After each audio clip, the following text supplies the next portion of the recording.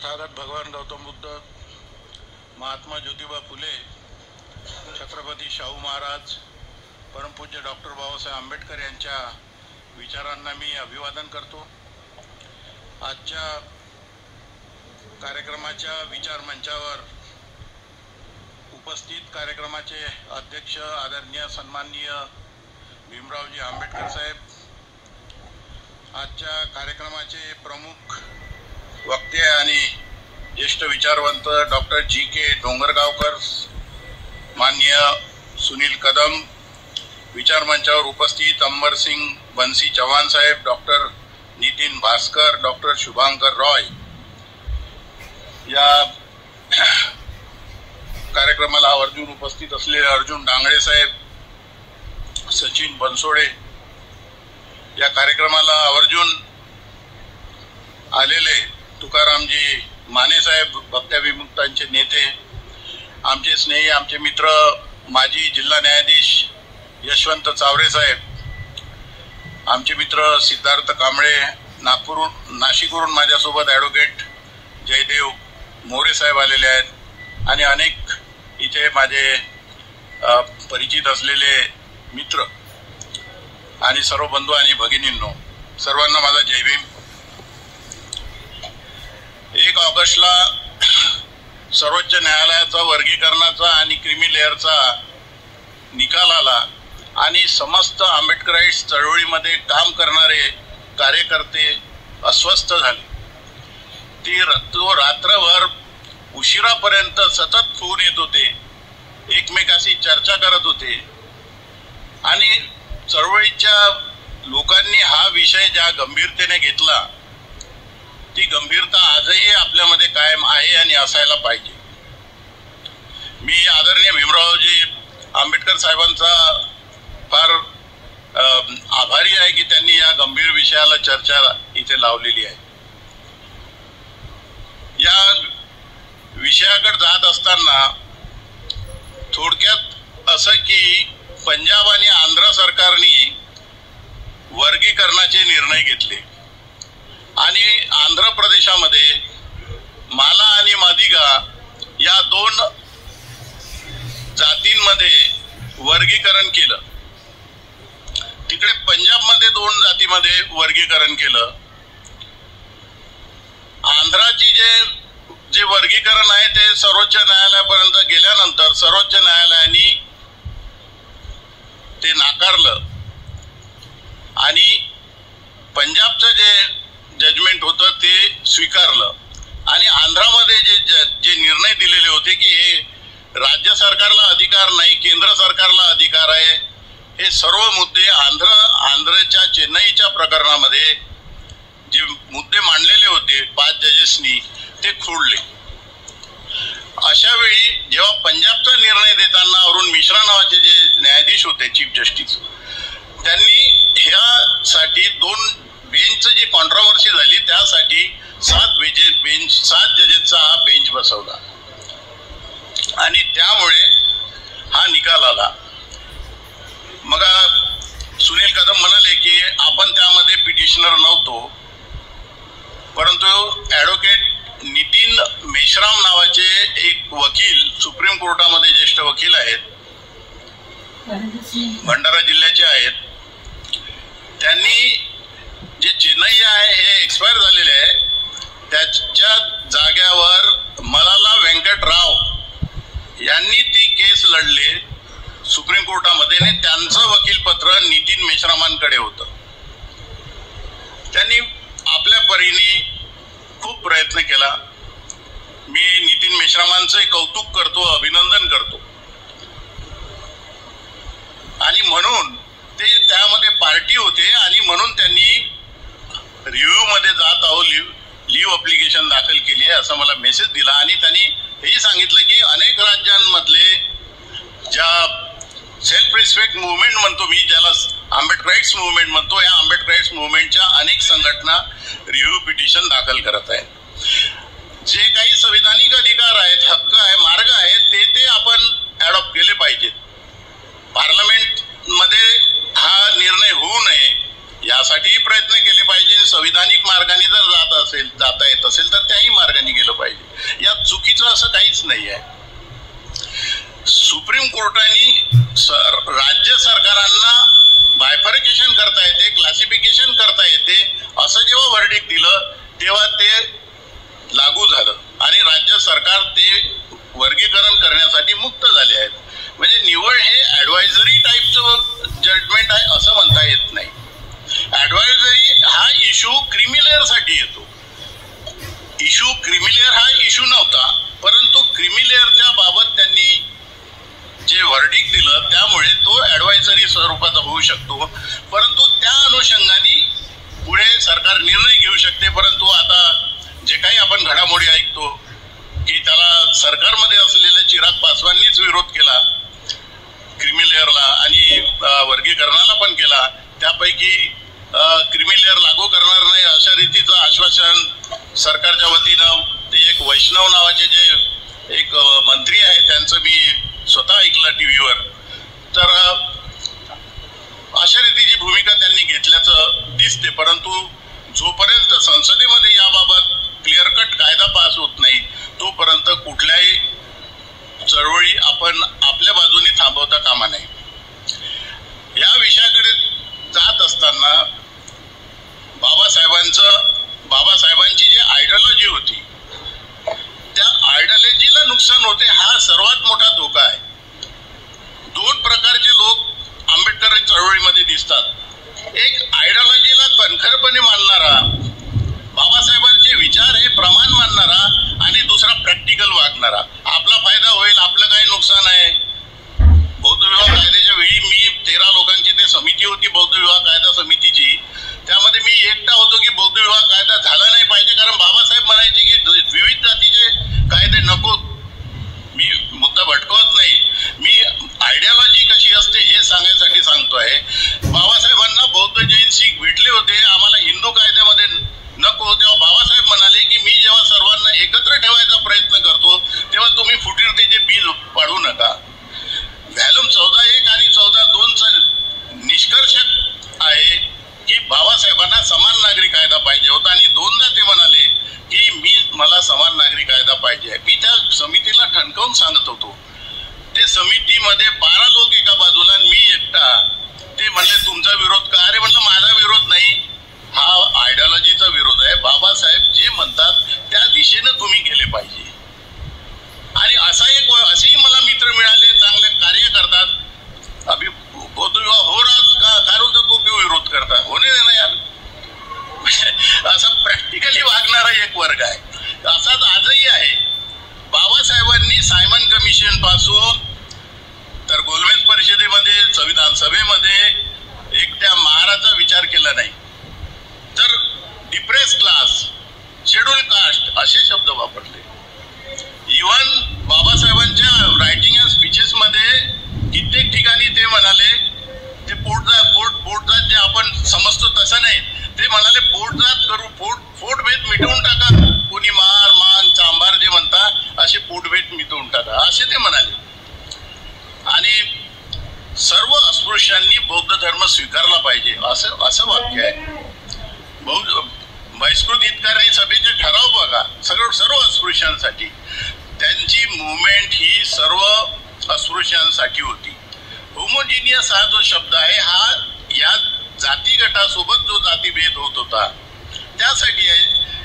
1931ला जी जनगणना झाली ज्यामध्ये 10 निकष लावले होते त्यामधला मुख्य निकष काय होता की ज्या जातीसोबत अस्पृश्यता भेद होते म्हणजे ज्या जातीचा स्पर्श जवळून किंवा काही अंतरावरून सुद्धा होऊ दिला जात नाही अशा कोणत्या जाती आहेत. जयस हटनी जे 10 निकष लावले त्यामध्ये हा एक निकष होता. अशा कोणत्या जाती आहे की ज्या गोमांस खातात, अशा कोणत्या जाती आहे की ज्यांच्याकडे जे ब्राह्मणांना पूजेला बोलवत नाही ज्यांच्याकडे ब्राह्मण जात नाही, अशा कोणती जाती आहे की ज्या जे ब्राह्मणाकडून मंत्र शिकत नाही. अशा रीतीचे ते 10 निकष होते आणि त्या निकषामध्ये उतरलेल्या जाती होत्या त्यामुळे त्यांना होमोजिनियस असं म्हटलेलं होतं. अस्पृश्यता हा एक मुद्दा सामान्य असल्यामुळे होमोजिनियस म्हटलं. आता व्यवसायावरून हे त्यावेळी पण व्यवसाय वेगवेगळे होते. संविधान बनवताना पण व्यवसाय वेगवेगळे होते अनुसूचित जातीच्या लोकांच्या, तेव्हा हेट्रोजिनियस नाही म्हटलं त्यांनी, हेट्रोजिनियस समजलं नाही, वेगवेगळ्या जातीसाठी वेगवेगळे आरक्षण दिले नाही.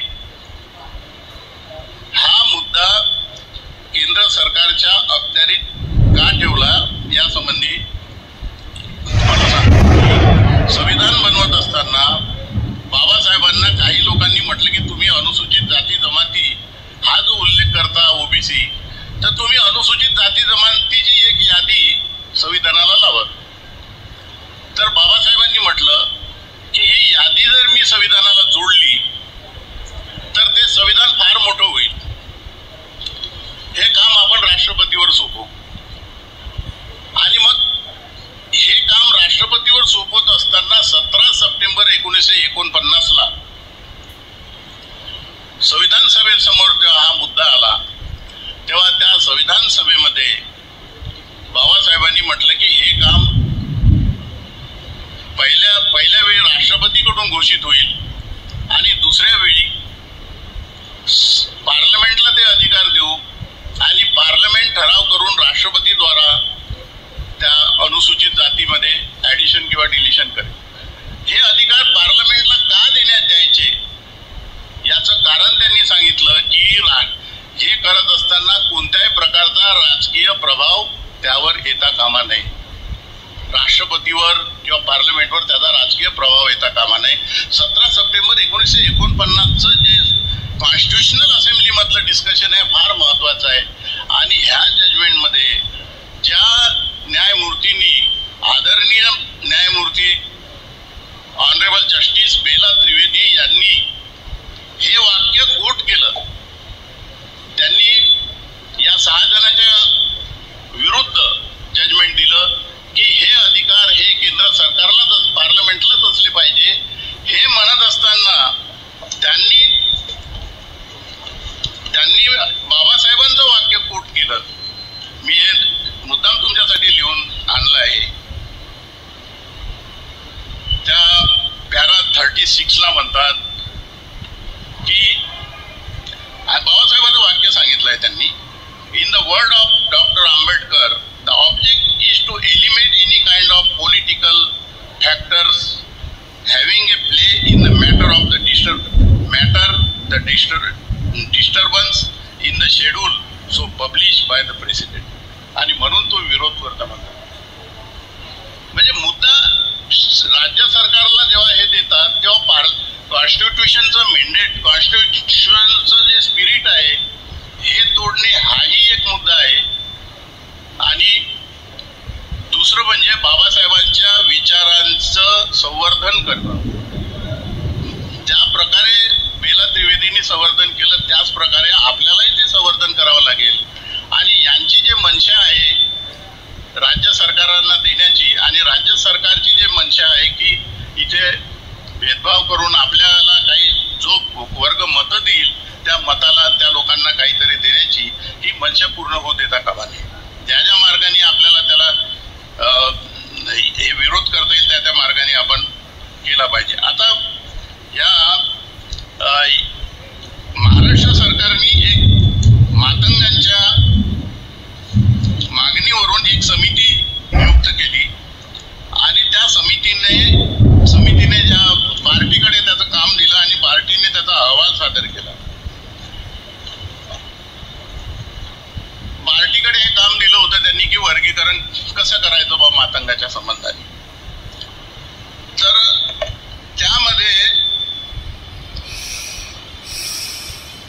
जी लोकसंख्या दाखवण्यात आली वेगवेगळ्या जातीची, त्यामध्ये 37 नंबरची, माझी महाराष्ट्रामध्ये 59 जाती आहे, त्यामध्ये 37 नंबरला महार आणि डेंगू बिगू अशा 2-3 जाती आहेत. त्याच्यात मेजर जात जी महार आहे. तर ती महारांची लोकसंख्या त्यांनी 80,06,060 अशी दाखवलेली आहे. आता ही जनगणना 2011च्या जनगणनेवरून ही नोंदणी घेतलेली असते. तर ही जनगणना करत असताना 3 प्रकार आहेत महारांची जनगणना करण्याची जी झालेली आहे. त्यात ज्यांनी आपला धर्म, बौद्ध आणि जात महार सांगितली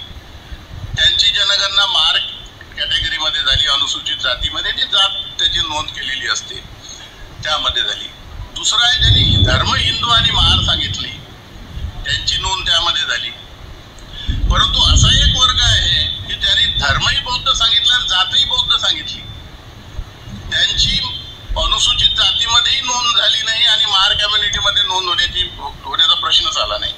असे 13 लाख लोक आहेत. या 13 लाख लोकांना या 80,06,060 मध्ये धरणं गरजेचं होतं. कारण जरी त्यांनी बौद्ध सांगितलं, ते धर्मांतरित बौद्ध आहे आणि ते 1960 पासून महाराष्ट्रामध्ये धर्मांतरित बौद्धांना अनुसूचित जातीचं आरक्षण लागू झालेलं आहे. कित्येक परिपत्रकावर ही योजना, रमाबाई घरकुल योजना म्हणा किंवा कोणती, की अनुसूचित जाती जमाती आणि धर्मांतरित बौद्ध यांना लागू राहील अशा रीतीचा उल्लेख, स्पष्ट उल्लेख असतो. आपल्या इथे नमुना 7 जो केलेला आहे धर्मांतरित बौद्धासाठी, तर महाराष्ट्रामध्ये धर्मांतरित बौद्धांना जर अनुसूचित जातीच्या सवलती देताना महाराष्ट्र सरकार जर या वर्गीकरणासंबंधी काही विचार करते, तर ह्या 80 लाखामध्ये त्यांनी 13 लाख लोकांची गणना करणं किंवा त्याला बेरीज करणं गरजेचं होतं. आणि मग आमचं पर्सेंटेज हे 80,06,060 न राहता ते 13 लाखांनी वाढलं असतं. आणि एकंदरीत जे 7.12% दाखवलं आहे महाराष्ट्रामध्ये, तर ते वाढल्यानंतर 8.4 होतं. आता 2021ला जर जनगणना झाली तर ती अधिक जास्त होईल. तर यानुसार त्यांनी वर्गीकरणाचा जो प्रयत्न केला, तर मला हे म्हणायचं आहे की इथून सुरुवात आहे की तुमची लोकसंख्या सुद्धा नीट दाखवल्या जात नाही. तर पुढे चालून जर वर्गीकरण झालं तर काय न्याय मिळणार आहे? काही लोकांनी एक मिनिट,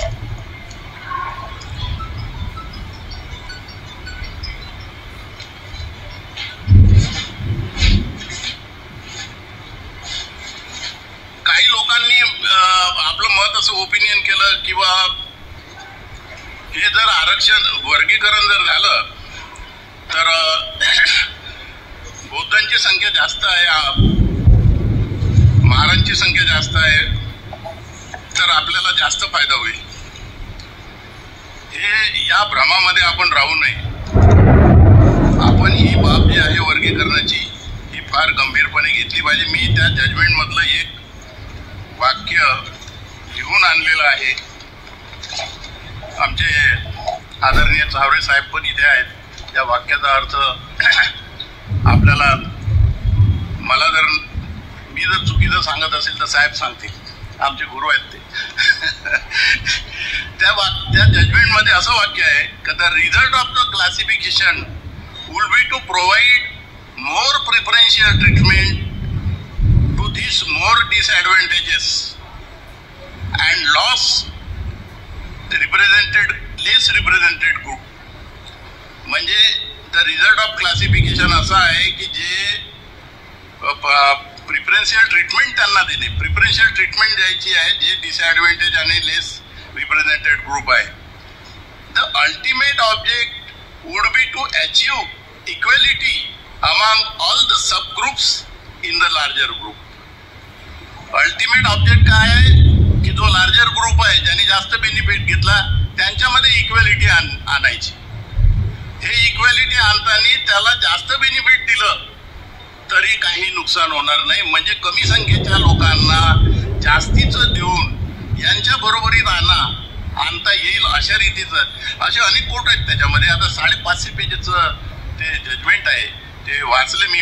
तेवढं घेऊन नाशिकवरून येणं शक्य झालं नाही, पण काही वाक्य मी आणले आपल्या माहितीसाठी. तर हे आता त्यांनी the ultimate object would be to achieve equality among all the sub groups in the large group. म्हणजे त्या सब ग्रुप मधला जो लार्ज ग्रुप आहे त्याच्यासोबत इक्वॅलिटी आणायची.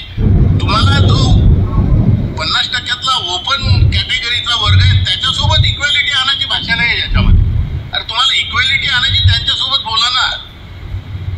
हे अशा रीतीचे कॉन्ट्राडिक्टरी जजमेंट म्हणजे व्हर्शन त्याच्यामध्ये असल्यामुळे काही मंडळी आपली रिव्हिजन मध्ये जात आहे आणि हे या संबंधाने पार्लमेंटमध्ये सुद्धा एखादं लेजिस्लेशन आणण्यासाठी सर्व SC ST खासदार आहेत यांनी प्रयत्न करावा, किंवा जे काही कॉन्स्टिट्यूशनवर संविधानावर प्रेम करणारे लोक आहेत, ज्यांनी संविधान बचावच्या नावाने आमच्याकडून मतं घेतली आमच्या समाजाकडून, त्यांनी सुद्धा या विषयावर आवाज उठवला पाहिजे. ते डोळे बंद करून बसलेले आहेत, अजून मिटिंगच घेत आहेत काय करायचं म्हणून. राहुल गांधीला तर मी मेल टाकलाय, त्याचा मेल ID आहे माझ्याजवळ. त्याला म्हटलं कॉन्स्टिट्यूशन घेऊन तुम्ही फिरत होते आणि हे कॉन्स्टिट्यूशन ची मोडतोड झालेली आहे या जजमेंट मध्ये, तर तुम्ही चूप बसला आहेत. तुम्ही या संबंधी आवाज उठवला पाहिजे. कॉन्स्टिट्यूशनवर प्रेम करणाऱ्या आमच्या लोकांनी तुम्हाला इंडिया आघाडीच्या नावाखाली मतं दिली आहे हे त्याला सांगितलं. गुगलवर शोधलं तर त्याचा ID मिळतोय, मेल ID. काही मोठी गोष्ट नाही आहे, मस्त लिहत राहायचं, त्याला सर्वांनाच लिहायचं. माझ्याकडे बरेच मंत्री वगैरे कोणाला बसल्या 5-6 ओळीचा मेल टाकत असतो मी. मागे माझं ते फेक अकाउंट केलं होतं फेसबुकचं, अमित शहा पासून सगळ्यांना मेल केले मी, पण अजूनही चालूच आहे ते. तर 1951ला दोराई राजन हे जे प्रकरण झालं होतं, त्या प्रकरणाची माहिती सांगून मी माझे 2 शब्द संपवतो. की मद्रास सरकारने एक जजमेंट, एक GR काढलेला होता की मद्रास म्हणजे आताचं तामिळनाडू सरकार, यामध्ये मागासवर्गीयांना शैक्षणिक सवलती राहतील. तर ह्या सरकारच्या निर्णयाविरुद्ध एक उच्चवर्णीय व्यक्ती मद्रास हायकोर्टामध्ये गेला आणि मद्रास हायकोर्टामध्ये त्यांनी म्हटलं की हा जो निर्णय आहे शैक्षणिक संस्थांमध्ये आरक्षण देण्याचा, तर संविधानामध्ये आरक्षणाची तरतूद नाही आहे, शैक्षणिक तरतूद नाही, नोकऱ्यांची आहे आणि यामुळे जातीवाद निर्माण होईल, असमानता निर्माण होईल. मद्रास सरकारने त्याचं म्हणणं ऐकलं आणि तो जो GR आहे मद्रास हायकोर्टाने त्याचं म्हणणं ऐकलं आणि मद्रास सरकारचा निर्णय रद्द केला. मग मद्रास सरकार हे सर्वोच्च न्यायालयात गेलं आपला GR कायम करण्यासाठी. तिथेही तो व्यक्ती हजर झाला आणि सर्वोच्च न्यायालयाने तो GR रद्द केला, मद्रास हायकोर्टाचा निर्णय कायम ठेवला. 1951ला बाबासाहेब हे विधिमंत्री होते. बाबासाहेबांना जेव्हा कळलं की मद्रास सरकार सर्वोच्च न्यायालयाने शैक्षणिक संस्थेमध्ये आरक्षणाचा GR जो होता मद्रास सरकारचा तो रद्द केला, हे वाचून बाबासाहेब अस्वस्थ झाले की मोठ्या महत्प्रयासाने मी डिस्प्रेस क्लासच्या उत्थानासाठी संविधान सभेत गेलो आणि सर्वोच्च न्यायालय असं म्हणतं की संविधानामध्ये तशी तरतूद नाही. वास्तविक संविधानामध्ये कलम 46 नुसार डायरेक्टिव्ह प्रिन्सिपल्स मध्ये राज्यांना असे अधिकार दिलेले आहेत. मग काय केलं बाबासाहेबांनी, पहिलं घटना दुरुस्तीचं विधेयक सादर केलं.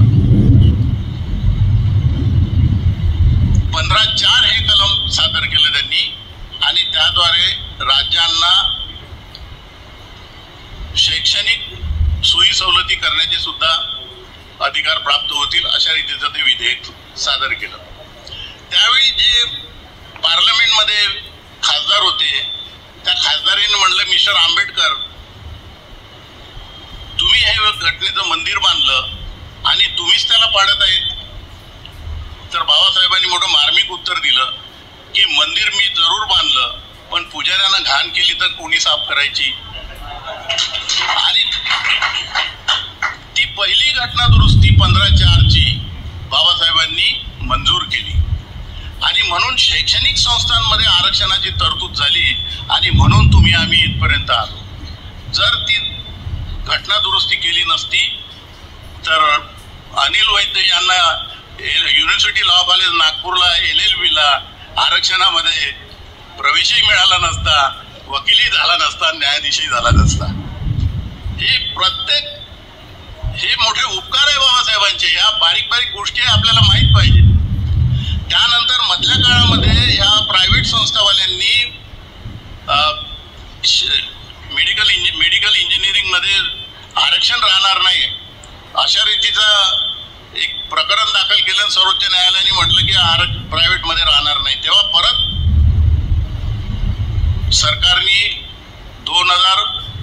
सरकारने दुरुस्ती केली कायद्यामध्ये आणि प्रायव्हेट संस्थांमध्ये सुद्धा आरक्षण राहील असं कलम 15(5) टाकलं. आणि म्हणून आज आपल्याला इंजिनिअरिंग कॉलेजेसमध्ये, प्रायव्हेट मेडिकल कॉलेजेसमध्ये मुलांना प्रवेश मिळतो आहे आरक्षणावर आणि त्याची फी सुद्धा गव्हर्नमेंट देते. आज आपल्याला एक 50-100 घरामागे जो एक इंजिनियर पोरगा दिसतो, तर ह्या बाबासाहेबांनी त्यावेळी जे 15(4) करून ठेवलं त्या अनुषंगाने नंतरच्या सरकारला 15(5) करता आलं आणि प्रायव्हेट एज्युकेशन इन्स्टिट्यूट मध्ये आपल्या मुलांना ऍडमिशन देता आली. आता ह्या बौद्धांवर इथल्या लोकांचा जो आरोप आहे की बौद्ध आम्हाला पुढे जाऊ देत नाही, मला सांगा महाराष्ट्रामध्ये इतक्या युनिव्हर्सिटीज आहेत, 21 तर डीम युनिव्हर्सिटी आहे, 20 महाराष्ट्र स्टेटच्या आहेत, एक सेंट्रल गव्हर्नमेंटची आहे, 50-60 युनिव्हर्सिटी आहेत. एकाही युनिव्हर्सिटीचा व्हाईस चान्सलर बौद्ध नाही.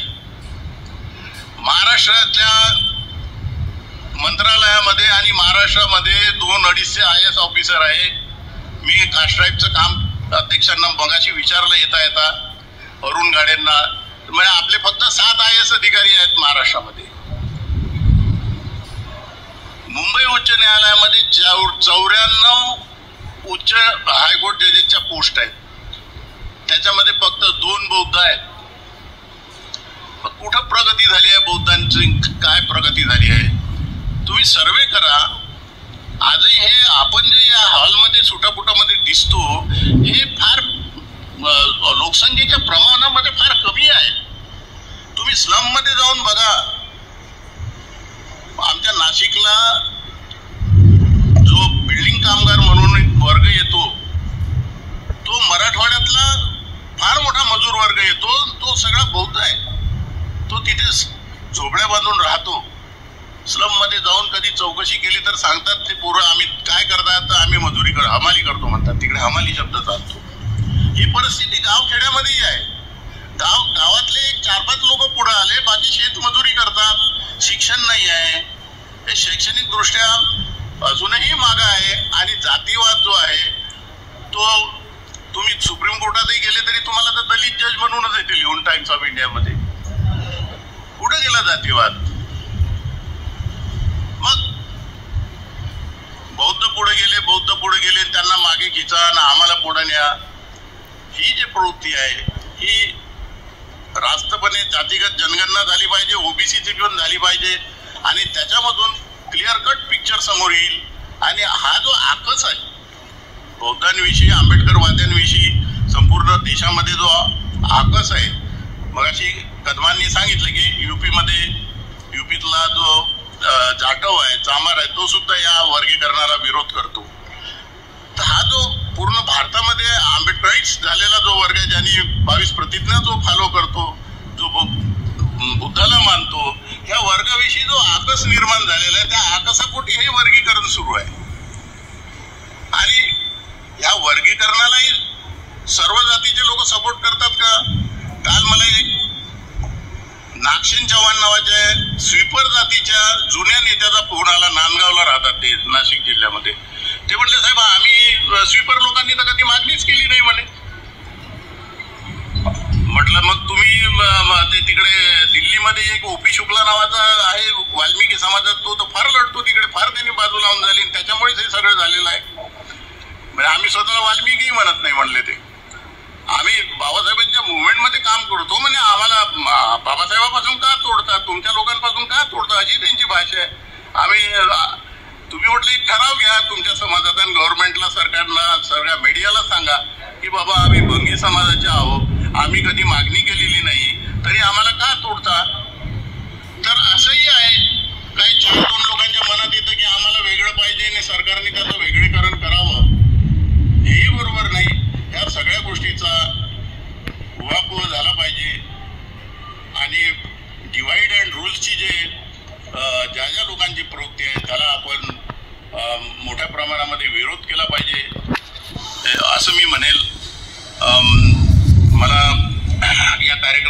प्राध्यापक सोनवणे आणि भीमराव साहेबांनी बोलावलं, त्यासाठी मी त्यांचा आभारी आहे. आपण मला ऐकून घेतलं करता मी आपलाही आभारी आहे. माझे लांबलेले 2 शब्द इथेच थांबवतो आणि सर्वांना माझा जय भीम. हॅलो, मी प्रवीण गांगुर्डे, सायकोथेरपिस्ट आणि स्वतंत्र पत्रकार, अनिल वैद्य या चॅनलचा प्रमुख अँकर. माननीय अनिल वैद्य सर माजी न्यायाधीश आहेत आणि विचारवंत आहेत. त्यांनी अनेक विषयांवर पुस्तकं लिहिलेली आहेत. आत्ता सध्या हे जे चॅनल आहे, हे चॅनल म्हणजे अत्यंत उत्तम असा प्लॅटफॉर्म सामाजिक चर्चा प्रबोधन करण्यासाठी अनिल वैद्य सरांनी निर्माण करून दिलेला आहे. आपण या चॅनलवरचे कार्यक्रम जरूर सबस्क्राईब करा, चॅनल सबस्क्राईब करा, शेअर करा आणि कार्यक्रम प्रबोधनाचे आवडले तर नक्की लाईक करा आणि बेलचं बटन नक्की आवर्जून दाबा. काही विचार आपल्या डोक्यामध्ये असतील, सामाजिक विषयावर चर्चा करायची असेल तर आपण व्हिडिओ रेकॉर्ड करा, आमच्या चॅनलला पाठवा किंवा काही चर्चा प्रोग्राम सादर करायचे असतील तर आम्हाला आपण जरूर संपर्क करा.